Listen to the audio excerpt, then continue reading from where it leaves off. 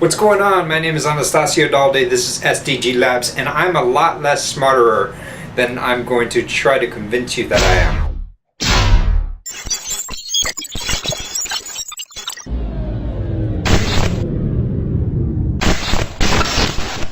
Alright dudes, we're going to hit this problem right here. Big F of x is equal to negative x plus 2, x plus 1, x minus 2, all with a bunch of parentheses out in front of it. This is in factored form. I'll put it in standard form for you. Give me a second. What's the big deal about it being a big F? Well, I guess it just means it's a different function. That's all that indicates. I could have it as g of x. I could have it as h of x, t of x, y of x. Actually, usually it is y of x or little f of x. Just big F of x just means it's some different function. All right, let's see. What do I know about this thing? Well, I can tell you the intercepts. Why don't we just kind of get that information down right now? The x-intercepts for this thing is at negative 4, negative 1, and positive 2.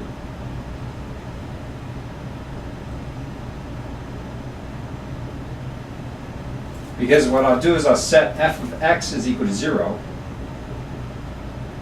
or y is equal to 0, same thing. Which is saying, at what x values does this thing equal to 0? Now, if x were negative 4, this would be negative 4 plus 4. That would be 0 over here.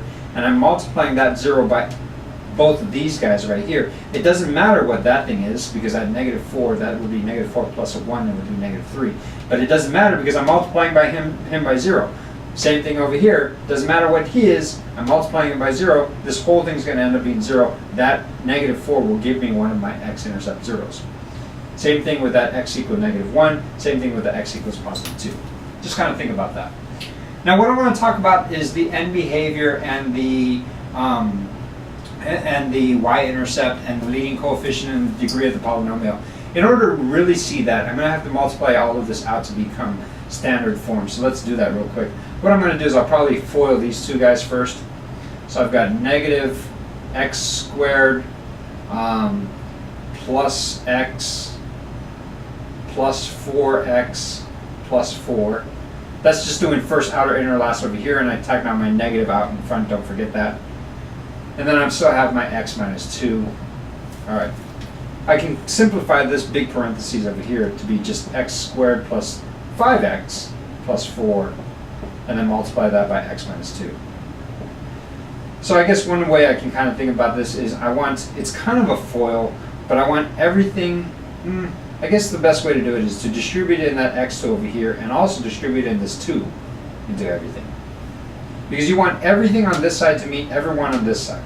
So we have x cubed, I'm going to put the negative out in front with big parentheses, x cubed, that's x times x, plus 5x squared, that would be x times 5x, plus 4x minus 2x squared minus 10x minus 8.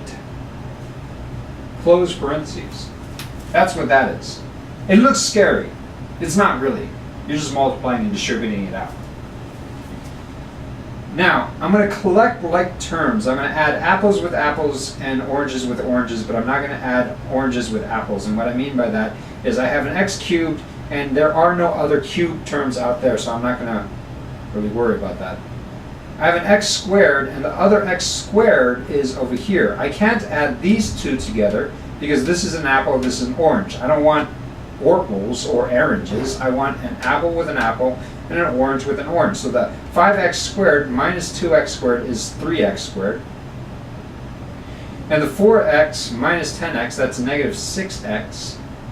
And I still have a minus 8. Then I'm going to use my magic chalkboard math and distribute that negative in. So this becomes negative, this becomes negative, this becomes positive and positive. I just took that negative and I threw it in, changed the sign of each of those things. And so this is big F of x is equal to that. This is the same thing. If I were to, well, all I did was I FOILed all of this thing out, or kind of like, I don't know, FOILed 3 times, and I got this. If I were to know how to factor this, which actually, I bet you I actually don't know how to factor this, but if I knew how to factor this, I would get here. This right here is the function in standard form, this right here is the function in factored form. They're the same function, they're just different forms of it.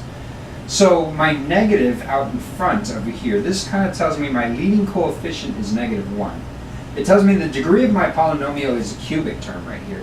And it also tells me that my y-intercept is at 8, positive 8. So 1, 2, 3, 4, 5, 6, 7, 8. And I know that it's a cubic, so it's going to look something like this, or something like this. Since there's a negative out in front, I'm going to choose that one. So it's going to start high, and then go low. I bet you the graph looks something like this.